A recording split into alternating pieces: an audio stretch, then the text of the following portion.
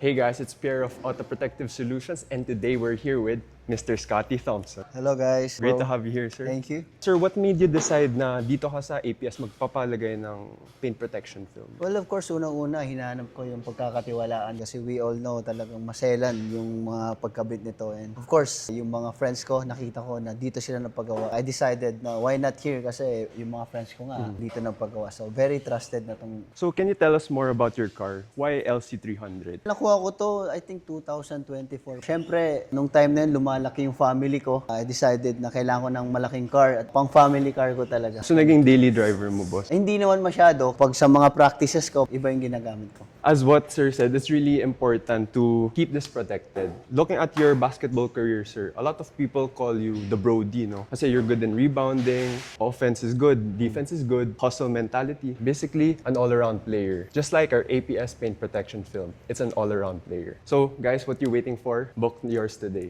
Thank you, sir. Thank you. Thank you guys. So guys, pati yung makina ko dito talagang nilinis nila. Ayan, oh.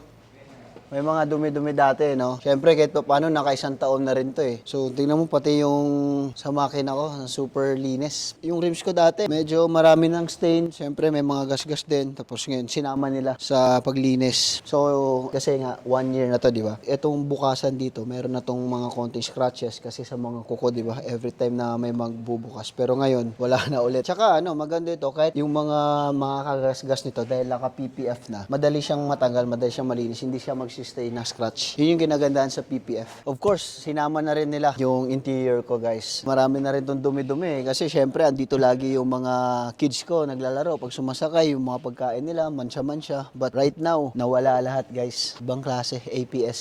Solid, number 1. So guys, we're back here today at APS. I'm Pierce from Auto Protective Solutions. We're here with Mr. Scotty Thompson. Hello, boss, long time Long time. Excited na ako. LC3, he had it PPF'd with us. So, boss, ang ginawa natin here today, since used na siya, in-exterior detail paint correction muna natin para mag-pop yung original color mo. Tapos, ang additional works na hindi ko na sinabi sa'yo, kinote na rin namin yung rims, yung interior mo, lininisan na lang din namin. Binalutan natin siya ng PPF. Right now, you can drive.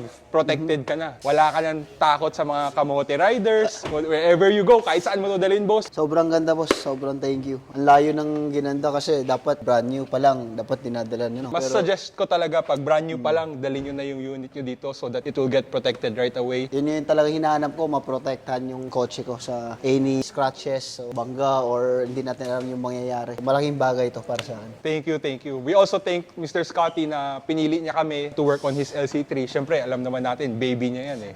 Di ba? Thank you so much, APS. Sobrang thankful ako. Ayos.